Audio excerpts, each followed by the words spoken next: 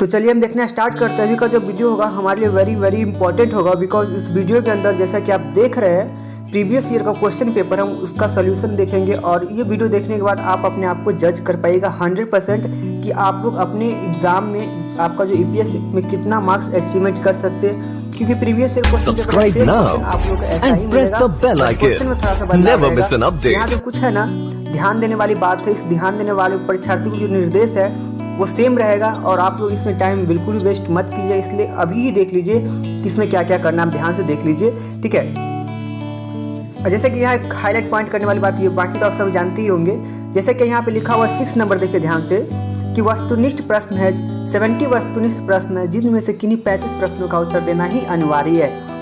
यानी कि 70 क्वेश्चन रहेगा एमसीक्यू, उसमें से आपको ओनली 35 का आंसर करना है। और अगर आप लोग ज़्यादा मत कीजिएगा, क्योंकि 35 प्रश्नों तक से अधिक उत्तर देने में प्रथम 35 का ही मूल्यांकन होगा। मतलब अगर आप 40 करके आ जाते हैं, 45 करके आ जाते हैं तो उसका वैल्यू नहीं होगा। मूल्यांकन जो होगा, काउंटिंग जो होगा ओनली 35 तक ही होगा। तो चलिए हम देखना स्टार्ट करते हैं। और ये भी आप लोग जानते हैं कि आप लोग का क्वेश्चन 2 पैटर्न सेट रहता है, section A and section B.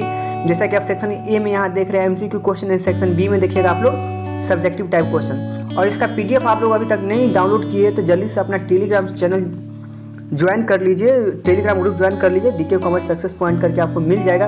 और वहाँ आपको एग्जाम से रिलेटेड जितने सारे पॉइंट होगा ना सबसे पहले अपडेट कराया जाता है, और साथ में जितने सारे नोट्स होता है ना वहाँ सबका पीडीएफ भी प्रोवाइड किया जाता है। तो चलिए हम देखना एमसीक्यू क्वेश्चन स्टार्ट करते हैं क्वेश्चन नंबर 1 से। तो मेरा क्वेश्चन नंबर 1 है कि भावी वस्तुओं का विक्रय हेतु अनुबंध है। तो कैसा अनुबंध है भावी वस्तुओं का विक्रय हेतु? जल्दी से इसका आंसर बता दीजिए। वैसे मैं इसका आंसर बता देता हूँ, ए इज द राइट आंसर, विक्रय सेल राइट आंसर होगा। चलिए क्वेश्चन नंबर 2 है मेरा, एक विनिमय विपत्र मांग पर धारक को दे, क्या वैध है, व्यर्थनीय है? तो बाबू इसका राइट आंसर होगा, क्या होगा? 2 का होगा, व्यर्थनीय है। 1 होगा, ठीक है, B is the right answer. अब देखिए मेरा 3 का क्या आंसर है, वह व्यक्ति जिससे विनिमय विपत्र की राशि का भुगतान करने के लिए निर्देश किया जाए जाना जाता है। इसका राइट आंसर क्या होगा बाबू? तो इसका right answer C is the right answer. 3 का राइट आंसर क्या होगा बाबू? सी होगा। चलिए क्वेश्चन नंबर 4 है मेरा कि प्रारंभिक हत्या ओपनिंग स्टॉक इस क्या कोष का स्रोत है, कोष का प्रयोग हो, कोष का कोई परवाह नहीं है, या इनमें से कोई नहीं। तो बाबू इसका राइट आंसर होगा B is the application of fund is the right answer. चलिए क्वेश्चन नंबर मेरा 5 है कि बोनस नीति के निर्धारक है, लाभ की मात्रा है, कंपनी की आयु, कोष की तरलता है, या इनमें से कोई नहीं। तो जल्दी बता दीजिए इसका आंसर राइट क्या होगा? तो इसका राइट आंसर जो होगा ना बाबू, सी इज द 100% राइट आंसर, ठीक है। और अभी तक अपने इस चैनल को सब्सक्राइब नहीं किया तो ब्रो इस चैनल को जल्दी से सब्सक्राइब कर लेना, क्योंकि अपने चैनल से आने वाले जितने सारे नोटिफिकेशन होगा आपको सबसे पहले मिल जाएगा। तो चलिए यहाँ ध्यान दीजिए, आप लोग नोट भी करते जाइए कि आप लोग का कितना सही हुआ और कितना गलत हुआ है, ठीक है। देखिए अल्पकालीन पूर्वानुमान कितने माह की अवधि को शामिल, देखिए बात क्या करें, अल्पकालीन यानी कि शॉर्ट टर्म। तो शॉर्ट टर्म जब भी किया जाता है ना 12th मंथ के लिए किया जाता है, तो ए इज द राइट आंसर होगा, ठीक है ना। अब क्वेश्चन नंबर 7 है मेरा, लाभांश है, डिविडेंड इज शुद्ध लाभ है, लाभ का नियोजन है, संचय कोष है, या अवितरित लाभ का अंश है। क्या होगा इसका राइट आंसर होगा बाबू? बी, लाभ का ये क्या है, नियोजन, एप्रोप्रिएशन ऑफ प्रॉफिट होगा। चलिए क्वेश्चन नंबर मेरा 8 है, इसके बाद हम सब्जेक्टिव क्वेश्चन भी देखेंगे और इसका पीडीएफ तो आप लोग मिल ही जाएगा।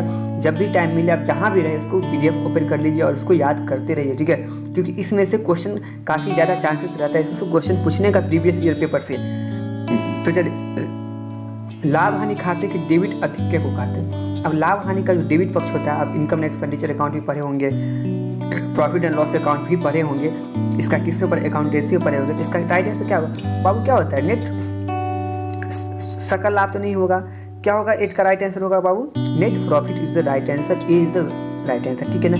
क्वेश्चन नंबर मेरा 9 है कि प्रारंभिक चरण में उत्पादन होता है। प्रारंभिक चरण में जो उत्पादन होता है वो उत्पादन कैसा होता है? तो सीमित मात्रा में ही उत्पादन होता है। चलिए क्वेश्चन नंबर 10 है मेरा, विकास की परिपक्व स्थिति में क्या होता है? 10 का राइट आंसर क्या होगा? तो 10 का बाबू राइट आंसर होगा बी, लाभ में बढ़ने की प्रवृत्ति होती है, ठीक है ना। अब क्वेश्चन नंबर 11 देखते हैं कि फ्रेंचाइजी के अंतर्गत उत्पादन पर नियंत्रण फ्रेंचाइजी के पास रहता है, यह उत्पादन पर नियंत्रण फ्रेंचाइजी के हाथ में रहता है। तो बाबू इसका राइट आंसर जो होगा ना सी होगा, ए बी दोनों होगा। चलिए क्वेश्चन नंबर 12 है मेरा, सामान्यतः विविधीकरण वर्गीकृत किया जाता है 2 तरीके से, 3 तरीके से, 4 तरीके से या 5 तरीके से। कितने तरीके से किया जाता है? तो बाबू 3 तरीके से किया जाता है। B is the right answer. ठीक है, क्वेश्चन नंबर 13 है, जब दोनों पक्षों द्वारा भूल से स्वीकृत की जाए अनुबंध है तो क्या व्यर्थ है? इसका राइट आंसर बाबू क्या होगा? एक 13 का ए ही होना चाहिए बाबू, 30 ए ही होगा। क्या होगा? ए व्यर्थ इज द राइट आंसर। ठीक है ना। क्वेश्चन नंबर 14 है मेरा, वैधानिक रूप से बिक्री अनुबंध में सम्मिलित है। तो बिक्री है, विक्रय समझौता है, क्या होगा बाबू? इसमें तो हमको दोनों पे डाउट लग रहा है। पहले इसका देखते हैं कि आगे का ऑप्शन क्या है। विक्रय समझौता है या वस्तु विनिमय। हाँ, उसका राइट आंसर बाबू डी होगा, ए बी दोनों होगा। ठीक है ना। चलिए अब क्वेश्चन नंबर 15 है कि आधुनिकीकरण सुधारता है। आधुनिकीकरण जो है क्या सुधारता है? तो उत्पादकों को, उत्पादन को, प्रक्रिया को, क्षमता को। तो आधुनिकीकरण जो सुधारता है ना बाबू, क्षमता को, कैपेसिटी को। ठीक है ना। क्वेश्चन नंबर 16 है, उत्पादन विकास प्रक्रिया में शामिल होते हैं 1 अवस्था, 2 अवस्था, 3 अवस्था। तो इसमें जो शामिल होते हैं बाबू 3 अवस्था शामिल होते हैं। सी इज द राइट आंसर है। क्वेश्चन नंबर 17 है मेरा, उत्पादन प्रक्रिया नहीं होनी चाहिए लंबी, समय लेने वाली, जटिल या इनमें से सभी। कॉमन सा आंसर होगा इसका। राइट आंसर आप लोग बहुत इजी वे में बता सकते हैं कि ऑल ऑफ दिस होगा आंसर, बिना पढ़े भी बता सकते हैं। उत्पादन चुनाव प्रभावित होता है। उत्पादन चुनाव प्रभावित होता है तकनीक ज्ञान द्वारा, बाजार के ऊपर प्रतिस्पर्धा या इनमें से सभी। तो बाबू इसका भी राइट आंसर होगा डी, इनमें से सभी। ठीक है। गर्भावधि संबंधित होते हैं विचार सृजन से, उद्भवन अवधि से, क्रियान्वयन अवधि से या वाणिज्यकरण से। तो इसका राइट आंसर बाबू होगा उद्भवन अवधि से। B is the right answer. ठीक है बाबू। 20 शुद्ध कार्यशील पूंजी का अर्थ है। अब बताइए कि शुद्ध कार्यशील पूंजी का क्या अर्थ है? तो बाबू इसका right answer current assets minus current liabilities. ठीक है। 21 है, दीर्घकालीन ऋण पर होता है स्थिर ब्याज दर, परिवर्तनशील ब्याज दर, शून्य ब्याज दर या इनमें से कोई नहीं। तो बाबू इसका राइट आंसर होगा स्थिर ब्याज दर। ए इज द राइट आंसर। ठीक है। 22 है, कार्यशील पूंजी की प्रकृति क्या होती है? तो कार्यशील पूंजी का जो प्रकृति होती है ना बाबू, तो इसका राइट आंसर होना चाहिए ना अनस्टेबल होता है। B is the right answer. ठीक है। एकीकरण से क्या अभिप्राय? जल्दी बताइए कि एकीकरण से क्या? आंतरिक विस्तार, ब्राह्म विस्तार, आंतरिक एवं ब्राह्म विस्तार या इनमें से कोई नहीं। तो जल्दी बताइए इसका राइट आंसर क्या होगा? तो बाबू इसका राइट आंसर होगा ना आंतरिक एवं ब्राह्म विस्तार, दोनों। C is the right answer. Question number 24 देखते हैं कि मेरा 24 क्या है कि किसी देश के विकास की पहली आवश्यकता है क्या? भौतिक संसाधन, आर्थिक संसाधन, सक्षम प्रबंध की या इनमें से।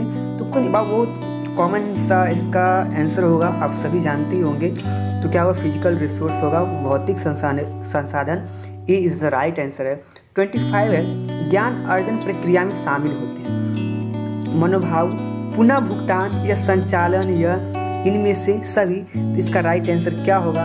तो जैसा कि आप सभी जानते हैं इसका राइट आंसर डी होगा। 26 बताइए कि उच्च स्तरीय प्रबंध में शामिल होते हैं संचालक मंडल। आप ये BST में पढ़ा चुके, आप लोग वीडियो देखे होंगे तो पता होगा इसका आंसर। तो इसका आंसर क्या होगा? ए होगा, बी होगा, सी होगा या डी होगा? तो बाबू इसका आंसर न होगा, ए बी दोनों होगा, यानी कि इसका answer D is the right answer होगा। ठीक है। अब ये है मेरा कि SFC अधिनियम भारत में किस वर्ष पारित किया गया था? तो SFC अधिनियम जो है ना भारत में 1991 में पारित किया गया था। कब किया गया था? 1951 में। ठीक है। भारत में विदेशी उद्यमियों की भूमिका कैसी रही है? बताइए। नकारात्मक रही है। तो इसका राइट आंसर बाबू बी होगा, सकारात्मक। वैसे आप बताइए कि आपके अनुसार ये कैसी रही है भूमिका? उत्पादन निरीक्षण के महत्वपूर्ण पहलू है। उत्पादन निरीक्षण के महत्वपूर्ण पहलू उत्पादन, बताइए इसका राइट आंसर बाबू क्या होगा? तो इनमें से जितने सारे देख रहे हैं ना, ये सभी महत्वपूर्ण पहलू है। ठीक है। व्यक्तिगत विक्रय, 30 का राइट आंसर बताइए कि व्यक्तिगत विक्रय मौखिक प्रस्तुति, लिखित प्रस्तुति या दृश्य प्रस्तुति या इनमें से कोई नहीं। तो बाबू इसका राइट आंसर होगा दृश्य प्रस्तुति। ठीक है ना बाबू। तो देख रहा वीडियो काफ़ी लॉन्ग बन जाएगा और 70 का 70 हम MCQ अभी देखने लगे। आप लोग वीडियो को पॉज करके जगह जगह आप खुद से चेक कर सकते हैं कि किसका आंसर राइट क्या होगा। तो चलिए अब देखते हैं, थोड़ा सा सब्जेक्टिव क्वेश्चन देख लेते हैं और इसका यहाँ पे आपको आंसर शीट मिल जाएगा, आप यहाँ से आंसर देख सकते हैं। ठीक है। अब क्वेश्चन नंबर मेरा सब्जेक्टिव है, पहले पढ़ लेते हैं कि क्या है। देखिए शॉर्ट टाइप क्वेश्चन रहेगा। देखिए 1 से लेकर 20 तक लघु उत्तरीय प्रश्न है, यानी कि 1 से लेकर 20 तक आपको छोटा 3-4 लाइन का आंसर देने वाला क्वेश्चन है। इनमें से किन्हीं 10 प्रश्नों को देखिए, कितना मजे की बात है।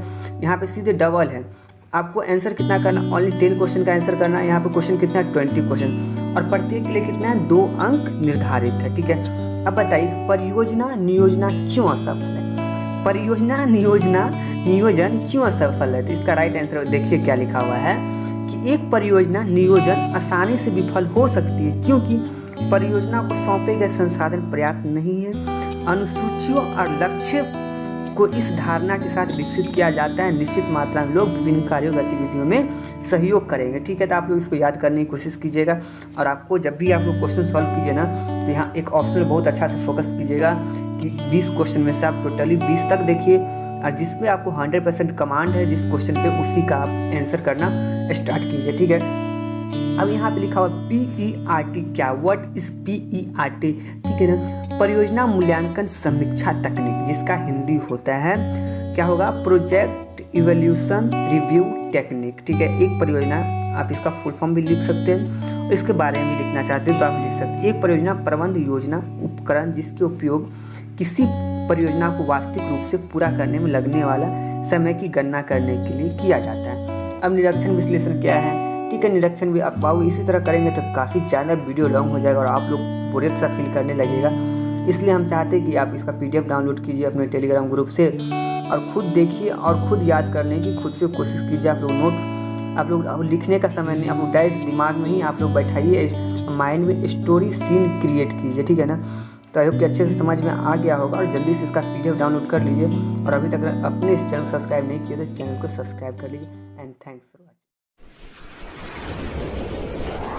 Subscribe now and press the bell icon. Never miss an update.